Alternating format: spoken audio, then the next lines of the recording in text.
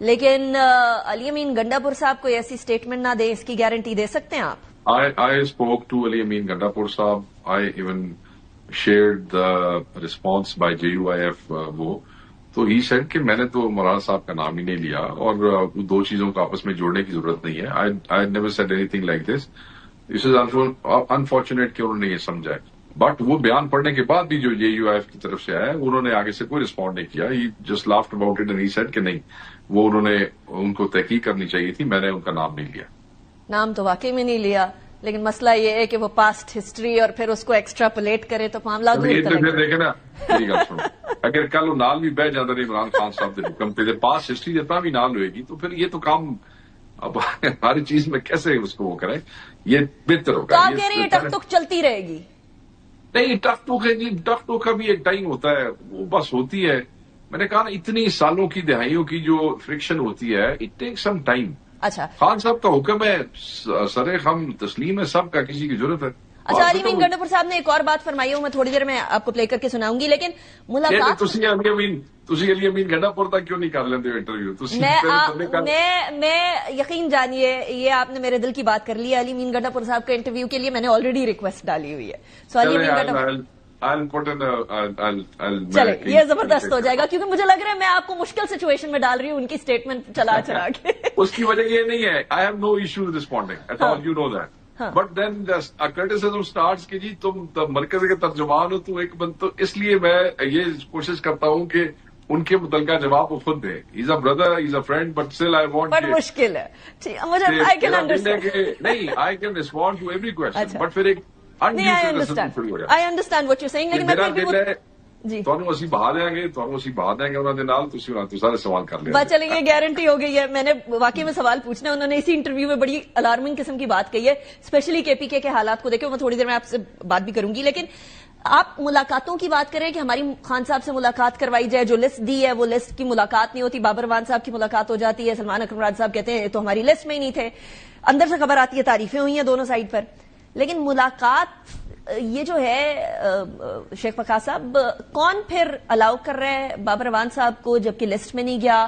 یا آپس میں فارورڈ بلاک کی باتیں بیرسٹر صاحب نے کہہ دیتی ہے کہ ایسا کچھ نہیں ہے، لیکن پھر آپس میں اس طرح کی ٹگ آف وار بھی چل رہی ہے کہ کس کی ملاقات کر رہی ہے؟ نہیں یہ ٹگ آف وار نہیں ہے. میں آپ کو بتاتا ہوں 6 مہینے سے ملاقاتیں بند رہی.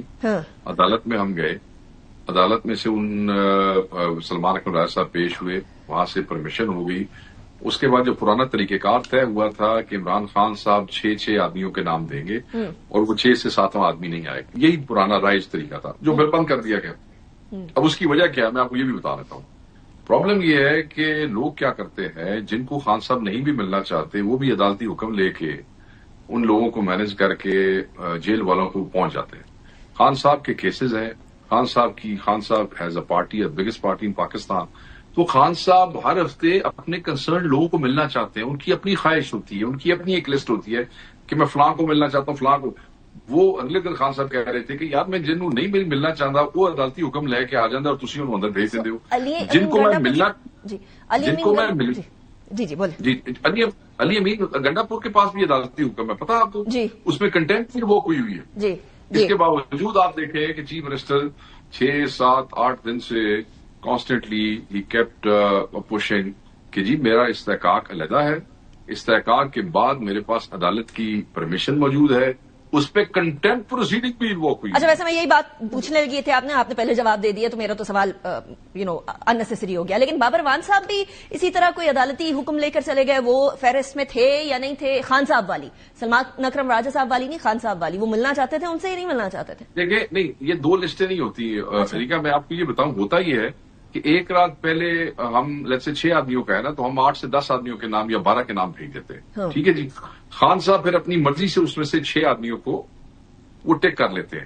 مطلب people who want to meet him this week they will all contact Salman Akram Raj sahib, Niaz اللہ نیازی کے جی ہم ملنا چاہتے ہیں. وہ ہم سب بابر اعوان صاحب کے نام پہ وہ ٹک نہیں آیا تھا.